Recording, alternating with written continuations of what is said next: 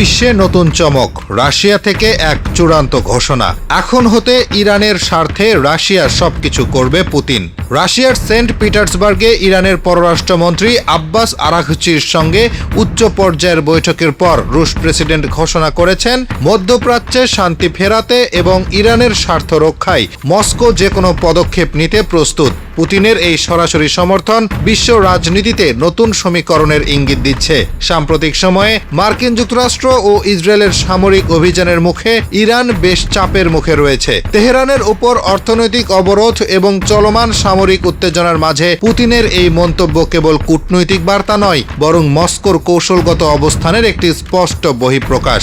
বিশ্লেষকদের মতে, ইরানকে এই সংকট থেকে উত্তরণের সহায়তার প্রতিশ্রুতি দিয়ে পুতিন মধ্যপ্রাচ্যে নিজের প্রভাব আরও সুসংহত করতে চাইছেন। বর্তমানে ইরান ও পশ্চিমা শক্তির মধ্যে আলোচনার টেবিলে যে স্থবিরতা তৈরি হয়েছে, তাতে ওয়াশিংটনের ভূমিকা নিয়ে তীব্র সমালোচনা করেছেন তেহরানের প্রতিনিধিরা। বিশেষ করে হরমুজ প্রণালীর নিয়ন্ত্রণ ও আঞ্চলিক নিরাপত্তা নিয়ে ইরান যে কঠোর অবস্থান নিয়েছে, তাতে বিশ্ববাজারে জ্বালানি তেলের দাম এখন ঊর্ধ্বমুখী। পুতিনের এই সমর্থন তেহরানকে নতুন করে আত্মবিশ্বাস যোগাচ্ছে, যা দীর্ঘস্থায়ী সংঘাতের পথকে আরও জটিল করে তুলতে পারে। অন্যদিকে মার্কিন প্রশাসন ও তার মিত্ররা এই নতুন রুশ ইরান সখ্যতাকে গভীর উদ্বেগের চোখে দেখছে। পশ্চিমা বিশ্বের আশঙ্কা, রাশিয়া ও ইরানের এই কৌশলগত জোট কেবল মধ্যপ্রাচ্য নয়, বরং বৈশ্বিক নিরাপত্তা কাঠামোকেও হুমকির মুখে ফেলতে পারে। মস্কো ও তেহরানের ঘনিষ্ঠতা প্রমাণ করছে যে বর্তমান বিশ্ব ব্যবস্থায় পশ্চিমা প্রভাব খর্ব করতে এবং নিজেদের স্বার্থ রক্ষা করতে তারা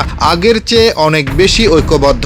ভবিষ্যতের দিকে তাকালে দেখা যায়, এই সংঘাতময় পরিস্থিতিতে কোনো পক্ষই সহজে পিছু হটার লক্ষণ দেখাচ্ছে না। পুতিনের এই সব কিছু করার ঘোষণা কি কেবলই একটি কূটনৈতিক চাল, নাকি সামরিক সহায়তার কোনো নতুন অধ্যায় শুরু হতে যাচ্ছে, তা নিয়ে এখন আন্তর্জাতিক মহলে জল্পনা তুঙ্গে। তবে এটুকু স্পষ্ট, ইরানের স্বার্থ রক্ষায় রাশিয়ার এই অঙ্গীকার বিশ্ব রাজনীতির ভারসাম্যকে নতুন এক অনিশ্চিত গন্তব্যের দিকে ঠেলে দিচ্ছে, যার প্রভাব পড়বে গোটা বিশ্বের জ্বালানি নিরাপত্তা ও ভূ রাজনৈতিক স্থিতিশীলতায়।